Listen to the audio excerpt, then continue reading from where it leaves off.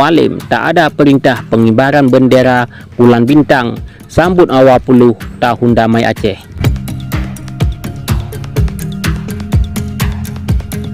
Gubernur Aceh Muzakir Manaf atau yang disebut dengan Mualim, tak ada perintah untuk mengibarkan bendera bulan bintang sambut 20 tahun damai Aceh.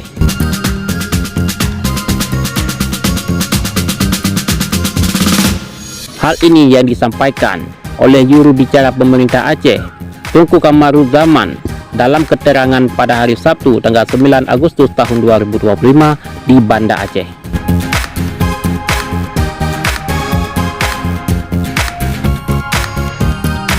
Sepanjang yang saya ketahui, untuk pengibaran bendera bulan bintang sambut 20 tahun damai Aceh, belum ada instruksi Gubernur Aceh atau Mualim.